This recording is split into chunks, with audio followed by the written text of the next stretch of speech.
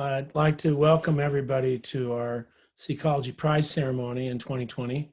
My name is Paul Allen Cox, and I have the great privilege of serving as chair of the Seacology Board of Directors. We welcome you very much to this prize ceremony. We're sort of excited this year because our ceremony is literally covering the earth, stretching from Nairobi to the Bay Area to the mountains of Jackson Hole and everywhere in between. I think our own Mary Randolph here is appearing to us from a wharf in Borneo, in which the man on the boat behind her seems to be paralyzed. I'm very interested in that from a research purpose. But anyway, we're grateful to have you here. A little bit about the origins of the prize. As you know, Seacology is the world's premier island conservation organization. You'll hear a little bit more about our statistics from our executive director, but we're very excited to really have a worldwide reach in helping indigenous people conserve the rainforest, the coral reefs, the other precious habitats that they care about so deeply. And we hadn't gone very far in this work when we noticed that what was extraordinary were indigenous islanders who themselves had shown courage in protecting their culture and protecting their environment. Many of these people have received no recognition outside their own country. We very much wanted to honor them, learn from them, and to acknowledge their extraordinary achievement. So we began the Seacology Prize. The first recipient was Chief Ulu Taufa Assassina from Samoa, who promised his father on his father's deathbed that he would do anything he could to protect their coastal rainforest in Tafua village on the remote island of Savai'i in the Samoan archipelago. Since then, we've been thrilled to greet and to honor a number of recipients, and we're particularly thrilled today to return once again to the continent of Africa. So we begin traditionally with a little bit of an update of what's happened in the recent months with Seacology, and to do that, I'd like to introduce our own executive director, Dwayne Silverstein. So please, Dwayne. Thank you, Paul, and thank you, everybody, for tuning in. So as Paul said, we'll begin with just the briefest review of just a small fraction of our projects in recent year. Okay, let's go. Okay, so now, incredibly enough, Seacology has 339 projects in 64 countries. We've saved over 1.4 million acres have been protected, and I will now talk about some of those projects. So, okay, this is the Cook Islands. It's Rarotonga, to be specific, in the Cook Islands, and that beautiful turquoise color is Murray Lagoon. Many years ago, we launched a project that we built a community center in exchange for a no fishing reserve in this entire lagoon. And that was a great success, and we've gone on to launch some other projects in the Cook Islands. But the one I want to talk about now is called Marae Moana. Marae, Island Maori, it means sacred ocean. What is Marae Moana? It's the world's largest multi-purpose marine park. Let's look at the next slide so I can tell you a little about the size. Cook Islands has 15 islands, those you can see circled on this map. Their total landmass equals the size of Rhode Island. But using their exclusive economic zone, the ocean area where they have sovereignty over, the total area is 1 million square miles, more or less. And so the year before last, they declared this as an ocean park, an ocean reserve, which is now, as I said, the world's biggest. It is the size of Mexico. And of particular importance are the circled areas near each of the islands where commercial fishing and seabed mining is prohibited. So next. What we're doing there is we're launching a very widespread public education campaign in support of Marae Moana.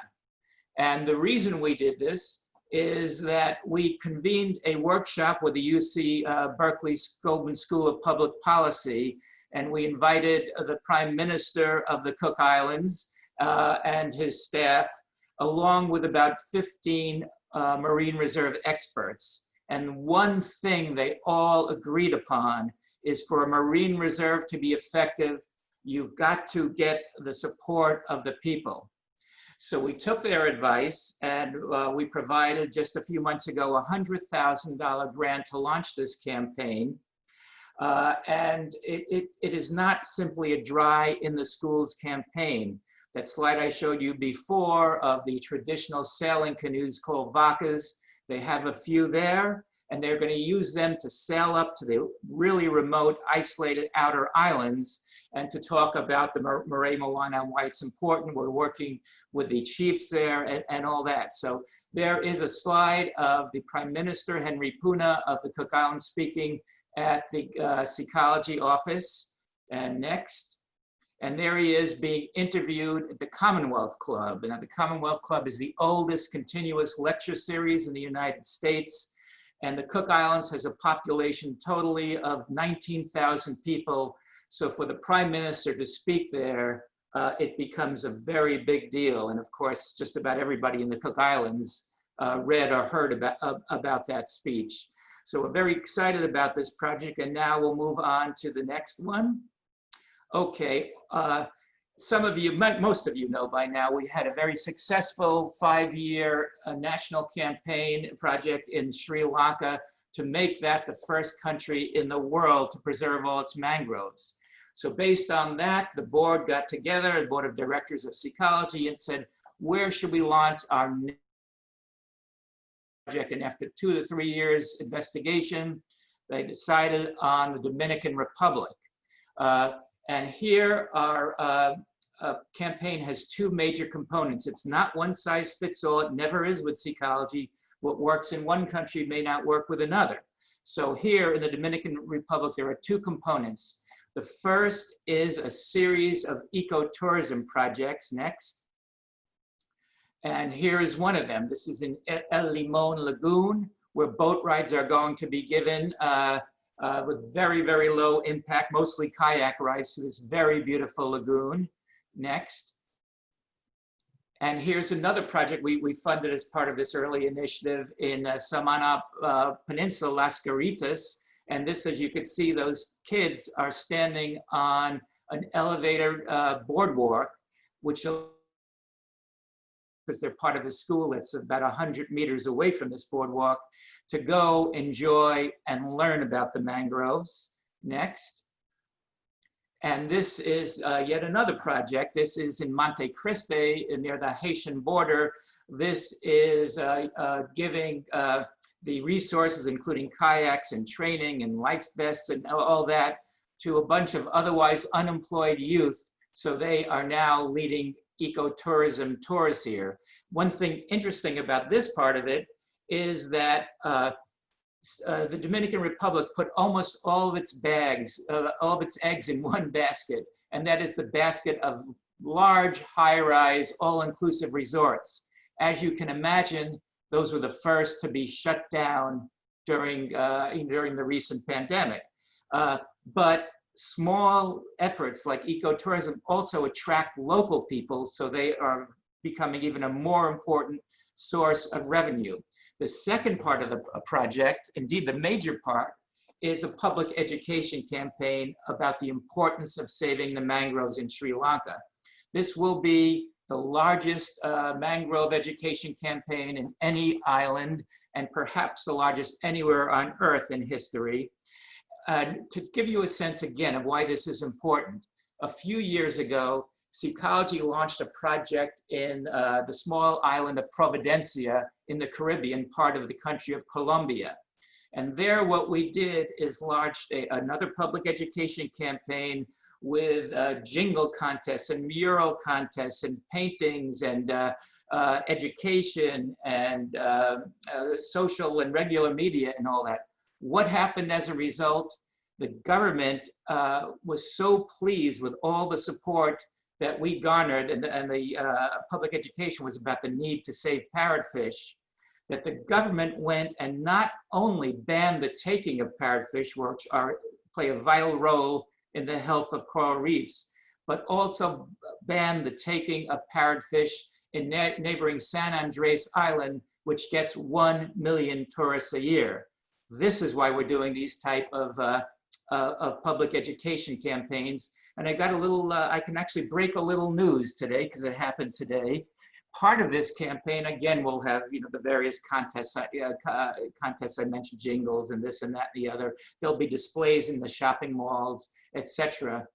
But the newest component we're adding to it, because Dominican Republic is crazy about sports, we're adding a new component which involves providing baseball, volleyball, and basketball equipment to impoverished youth in return for them doing something to save mangroves. And we just got the funding today for the volleyball component. So if anybody out there has good connections with a Major League Baseball team or an NBA basketball team, because we think they're naturals for sponsoring other parts of this, please let me or somebody on the staff know. This is going to capture tremendous media attention on behalf of the mangroves in the Dominican Republic. Next. Okay, this is an interesting case. This is a project we launched 17 years ago to protect the highly endangered Hainan gibbon. The Hainan gibbon is the world's most endangered primate. When we launched this campaign, there were approximately 14 Hainan gibbons alive. Incredible, because the world has not lost any primate in well over 100 years, but this was a likely first candidate. The threat there was not hunting the Hainan gibbon per se, it was poaching and taking down the forest in order to quote unquote Chinese medicinal market. So through an NGO, we approached the community. What did they really need? Well, at that time, the Chinese government said education's free, but you have to pay for the books and supplies. And the very poor people, tribal people living around the one Hainan gibbon area could not afford to do that. So Seacology agreed to pay all the books and expenses for several years for all the middle school age kids in these villages, in return for them protecting the Hainan gibbon, reporting poachers to the rangers for the first time ever. All that happened. Then the government changed their policy 2 years later and said, okay, we will now pay for all the supplies for tribal people. So that kind of ended the project. There wasn't a need for that Seacology and intervention. And this is an area that is so isolated, to be honest, we lost track of that project. And before I tell you what happened, a little quick story about this photo here. This is 4 or 25% of the then extant population of Hainan gibbons. It may seem like 3, but if you look at the lap of the mother on the left, there's a little baby looking up. And how did I get that picture? Through an interpreter. It was the only picture available. It was taken by a farmer, and I bought the rights for it on the back of a napkin at a local restaurant in Hainan. Okay, so next slide, please. So what happened this year? We started getting all these articles that the population has tripled after 17 years because, in large part, of the project we started. So it kind of makes me feel good to know that even if we're not intimately involved, Seacology is doing some good things on behalf of the environment. Okay, next. Okay, we all, in California at least, know more than we want to about fires, but let me take you back a few months when it was Southern Australia that was burning up, and particularly Kangaroo Island. And this made worldwide headlines. And a lot of people saw photos like this, and with all good heart and good spirit, they gave money to help with the care of injured kangaroos and koala bears. However, there are species that were acutely threatened with extinction that play even a more important role in preserving biodiversity that didn't get any money at all because they're not quite as cuddly or whatever. And one of these, next slide, is this. It's the Green Carpenter B that's found only in Southern Australia. The fires there decimated a very high percentage of their habitat. So many experts in this bee and in bees generally thought this may be it, that the bee may go extinct. Next slide. So the carpenter bees do not live in hives. This is why they're called carpenter bees. They make nests inside generally wooden structures, generally trees.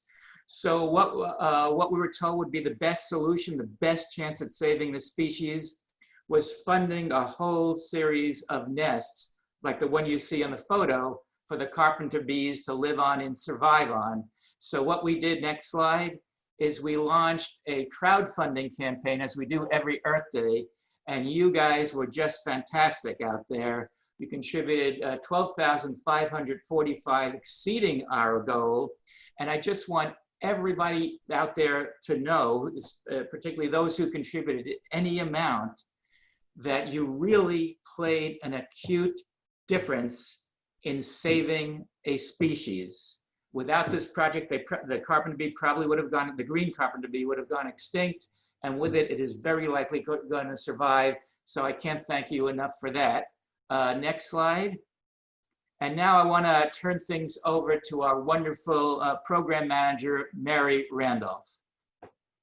Hi, everybody. Thanks for joining us. I'm just going to talk about a few more projects. We're just highlighting a few projects tonight of all the ones that are going on. And we really have a lot of progress. You know, it's been a difficult few months with travel and things, but the great thing about Seacology projects is that no one is waiting for us to parachute in and help. These are controlled by the local communities, and they have gone ahead and done great things. So the first one I'll talk about is down in Chile, off the southern coast of Chile, Coldita Island. This is an amazingly biodiverse region. There are marine mammals, whales, there are endangered otters, dolphins, so many species of birds.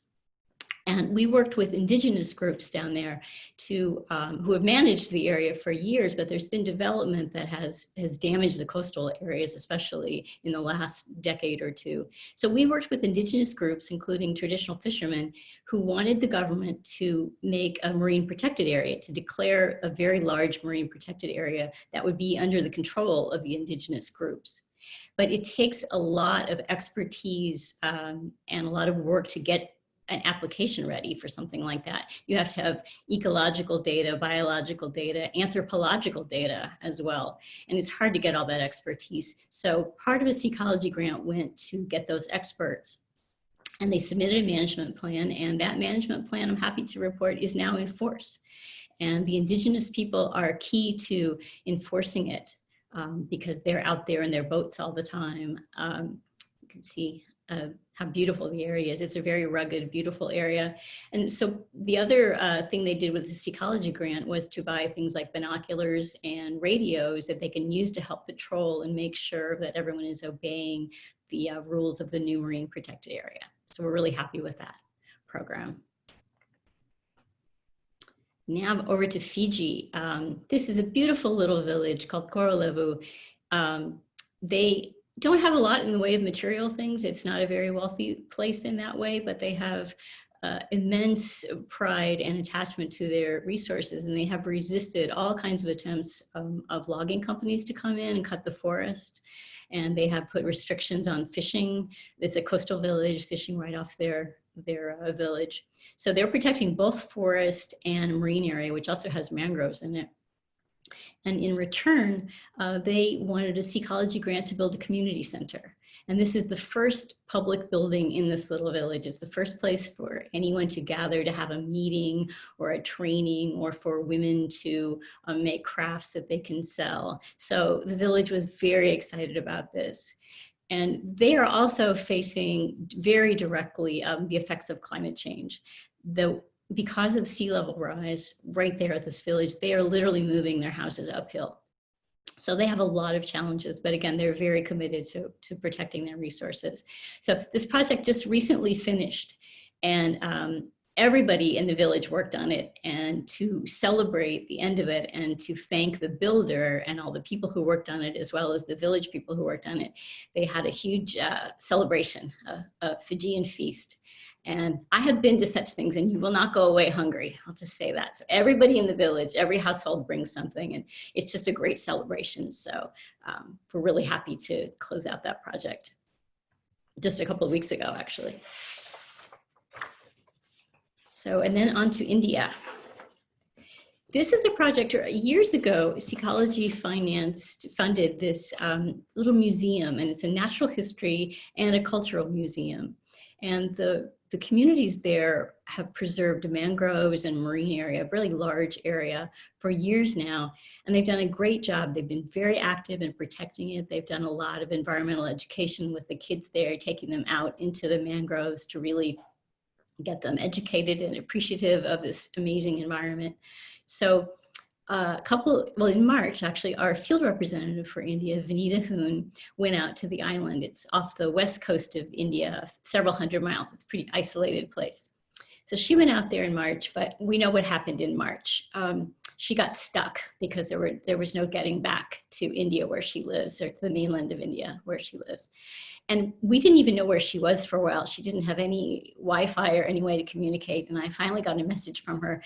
And she was very calm about the whole thing and said, the sunrises are beautiful. We've just been enjoying it here. And so she had a great attitude, but being Vanita, she did not just enjoy the sunrises. She and one of the founders of the museum cataloged every item in the museum. And they put out a 50 or 60 page catalog now that discusses and explains where everything came from. So it's a wonderful resource for the museum. She also noticed that there were goats grazing around the foundation of the building and that they might be damaging it. So she came up with a little project, a little supplementary grant to put a fence there to keep the goats from damaging the building. And we love stuff like that because this community has made a very long-term commitment to protecting its resources. So we want them to know that we are with them for the long term also. So we're happy to give a little supplementary grant like that one. Okay, what's next? Philippines, I think. So this beautiful boardwalk, you can see it's almost done along this mangrove area. This is almost 1,000 acres of mangroves that these communities are protecting on Busuanga Island. And the boardwalk will help both with ecotourism, so small scale, resource dependent ecotourism, which will provide livelihoods for people there. And it will also help them keep an eye on the mangroves to make sure there's no illegal cutting or any poaching going on. We can go to the next slide. And there have been a lot of travel restrictions within the Philippines. COVID's hit very hard there. So you can see people are taking precautions, which we are happy to see.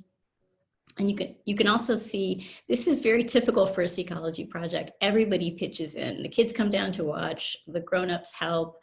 The women are probably cooking somewhere for everyone who's working. It's very much a community effort. And the last project we're going to talk about tonight, and again, we could talk about many more, but we're just picking a few highlights, is Ghirayama, or Robinson Island in Kenya. This island is very biodiverse area. There are sea turtles, there's lots of birds in the mangroves there, big mangrove forest. You can see that there's folks are holding mangrove seedlings in this photo, and they committed to preserving the mangroves that are there and also doing some replanting. The environment around the island was really degraded severely when it was developed for salt ponds. And these businesses discharged all this salty water into the lagoon and around the island, and it killed a lot of mangroves, and it contaminated the wells that people use for fresh water. So that has stopped now. They are not polluting the mangroves, and the mangroves are recovering. But fresh water is still a big issue there. And so they wanted a Seacology grant to build a water cistern. And this is the completed water system. It's big, and it will mean that they don't have to worry anymore about having a supply of clean water for drinking and washing and all the things that you need. So it's a huge health benefit to the village. And that just got finished a few weeks ago. All right, now I'm going to turn it back to Dwayne to talk about our international crew here. Okay, well, thank you, Mary. And this is one of my personal favorite. Thank very deserving people. First, to start off with, let me thank all of our donors, many of you who are watching this. These projects and many more others would not be possible without you. Secondly, I want to thank our fantastic board of directors, whose time, treasure, and talent makes everything possible. Third, I want to thank our incredible staff. It is a staff of only eight people working and doing all this. And finally, for the first time, I get to really thank Seacology field representatives, because normally when we haven't been streaming this through Zoom, they can't attend because they're from all corners of the world. So many of them are actually watching this right now. And they are, as you could see, from every culture and every region in the world, very, very diverse group. And I did a little calculation, back of the envelope calculation earlier today, and our 24 field representatives speak between them over 30 languages. So I just like to conclude this part by saying gracias, merci, vinaka, salimat, teramikasi, asante, very appropriately, and in English, thank you so much, field reps, for being our eyes and ears and doing a great job. And with that, I would like to turn things over to a man who wears 3 hats tonight. He is the co-founder, along with Paul Cox, of Seacology. He is the current vice chairman of Seacology, and for many, many years, he has underwritten the entirety of the Seacology Prize, the stipend and the ceremony. So I'd like now to welcome Mr. Ken Murdoch. Good evening, everyone. Tonight, we are honoring the recipient of the 2020 Seacology Prize, Omar Abdallah Juma. This is an unusual year for us in many respects. Sadly, we can't gather in person to honor a prize recipient in Berkeley like we usually do. But we didn't get a global pandemic. We didn't allow the global pandemic to stop us from finding someone who is doing extraordinary things to protect island environments and cultures. Tonight, we are awarding the 29th annual Seacology Prize. That is going, historically, the accomplishments of the 29 previous men and women are as varied as the islands they come from. Some rallied their communities to resist pressure from logging companies and save cherished forests.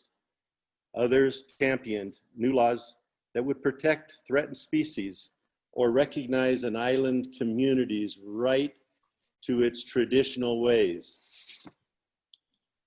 It takes courage to fight for island ecosystems and indigenous rights, because there are powerful interests to oppose them. Every Seacology Prize recipient has taken risks and made personal sacrifices. And tragically, most of them have known fellow activists who were harassed, jailed, or even killed because of their work. This year's prize recipient, Omar Abdallah Juma, is a fighter for the environment. But he is also a peacemaker. With patience and persistence, he has spent decades bringing together hostile fractions to preserve Kenya's marine environment. His results have been remarkable. Coral reefs have been replanted. Fishing is being managed sustainably, and community members take justifiable pride in their management of coastal ecosystems. The roots of my personal interest in the world's islands stretch back more than a century. Several of my ancestors lived in the South Pacific beginning in the year 1900, more than a century, and came to care deeply about its people, the islands, and the environment. I was also lucky enough to live myself in that beautiful region for 2.5 years, and I fell in love with it myself. Tonight, I am honored to underwrite the Seacology Prize in in memory of my mother, Lullaby Fish Murdoch. And now, tonight, Seacology is pleased to award the 2020 Seacology Prize to Omar Abdallah Juma for his many years of hard work in protecting the cultures and resources of the Kenyan islands. Now, please sit back and enjoy a short video introducing Omar. It is a chilly mid-morning cruise on the sea. The waves are relatively calm, and the sound of the water is melodious. Off the coast of southern Kenya, the 15-minute sail from Shimoni town will take us to Wasini Island. About 5 kilometers long and 1 kilometer wide, Wasini Island presents a spectacular display of scenic natural formations.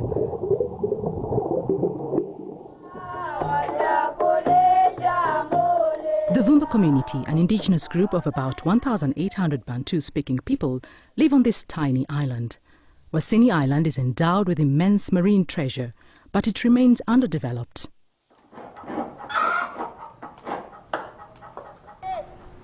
Tukaona kwamba kuna sababu za kufanya watu wa Wasini wawe waendelevu katika masuala ya uvuvi, kwa sababu hakuna njia zingine za kimapato ndani ya mji wa Wasini isipokuwa ni uvuvi. Hii mambo ya utalii yamekuja hivi karibuni tu. About 100 meters offshore, colorful coral reefs support a huge diversity of fish and other wildlife. In 2008, Seacology, which works with the Wasini community to conserve critical habitats like corals and mangroves, supported a rainwater harvesting project. With its new cisterns, the community could store an additional 1 million liters of fresh water.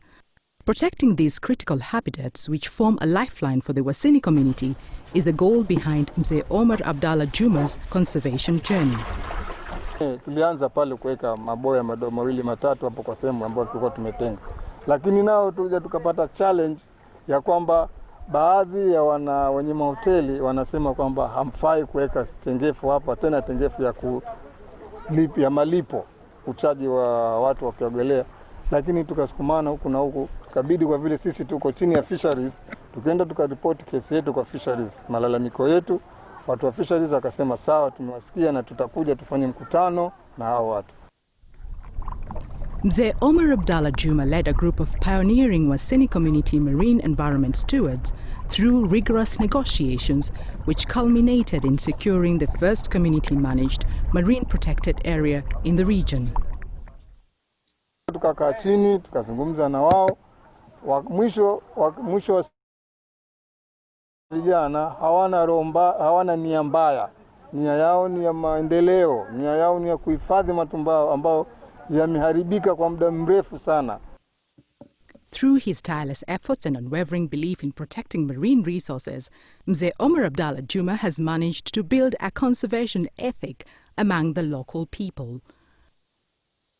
Mzee Omar ni mzee ambaye tumefanya kazi naye kwa muda mrefu na tumejua mambo yake kwa wingi sana kupitia yeye, na ametueleza kama mzee na tumefanya naye kwa ustamilivu.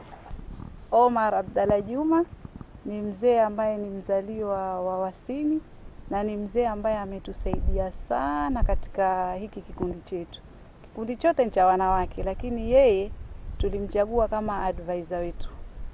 The Wasini protected area covers 11 kilometers square and protects nearly 250 species of fish and about 64 coral genera. Tukapata challenges nyingi kutoka kwa wazee, kutoka kwa wanakijiji kwamba sasa mmeamua kutufungia tusipate kuvua maeneo yetu ya uvuvi, yenyewe tulikuwa tunavua tangu jadi. Ili mradi yani challenges zilikuweko. Jambo lolote unajua unalotaka kulifanya la development linapata challenge. Tukapata challenges kama hizo. Tuliwaweka chini wazee, tukawaeleza kwa nini tufanya vile na wao watanufaika vipi. Na kweli wakalikubali ile wazo letu, tukashirikiana nao. As a beach management unit leader, Mzee Omar Abdallah Juma has learned not only about the marine environment, but also about project and resource management, especially in coral restoration. Hii ni coral, ina finger model, imewekwa kwa disc, ambayo disc yenyewe inatengenezwa na cement, alafu kuna waya hapa unapitishwa hapa, ambao nursery table unafunga huu waya ili hii seedlings isipotee. Also, what Seacology has been working in the community, and currently we are working with them on the coral reef restoration, a project that has already been highlighted severally as a community initiative to actually restore degraded habitat. So far, it remains the only coral reef restoration project run by the community within the Western Indian Ocean. Under his leadership, the Wasini Beach Management Unit restored about 125 acres of reef. As a result of this success, other groups have started similar projects along the Kenyan coast.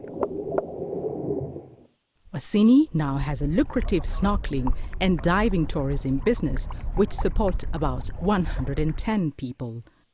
For outstanding island environmental achievement, the 2020 Seacology Prize is awarded to Omar Abdallah Juma. I would like to offer my congratulations to Omar Abdallah Juma. And now we go back to Deshaun Morage in Kenya, who will present the 2020 Seacology Prize to our honored recipient. Our island conservation is 2020. So, Mr. Omar Abdallah, asante sana.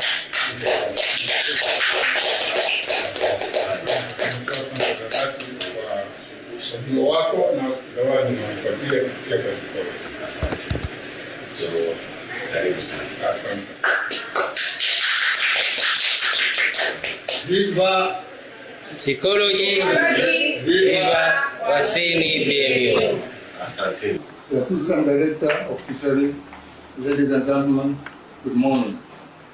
Welcome to this great occasion of the annual prize award for 2020 from Seacology Foundation on this day of 1st October 2020.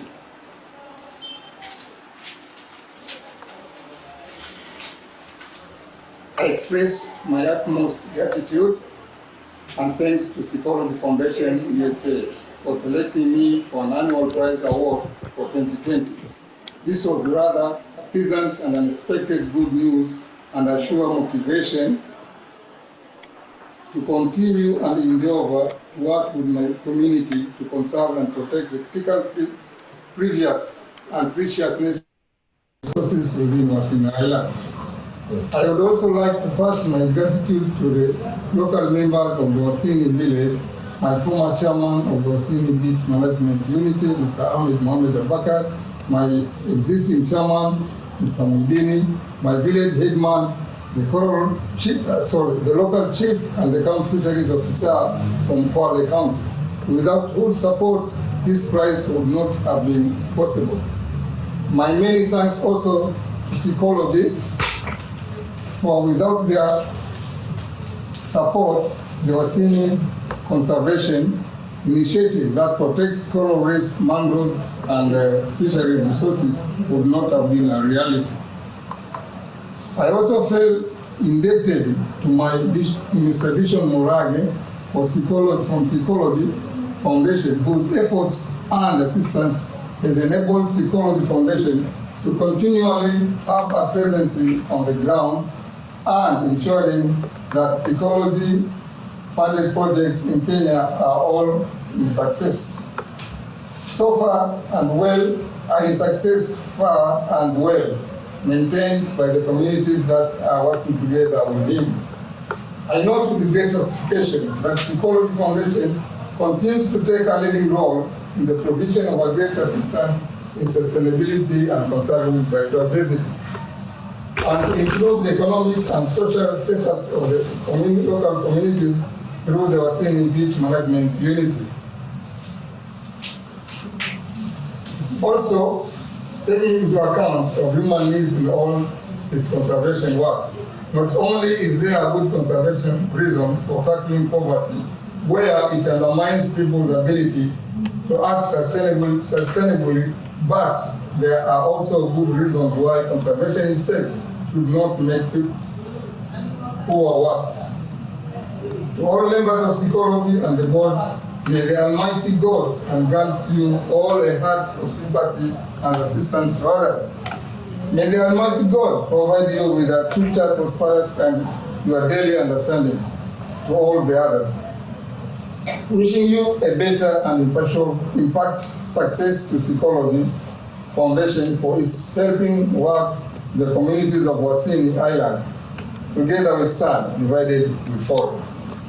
My dear colleagues, let's have a spirit of teamwork, because through teamwork, everything can be done well and good. With these few remarks, I once again say that I have a pleasure and I'm very happy to have this award with me on my hand for the benefit of the Wasini BMU and the Wasini village at large. Thank you very much.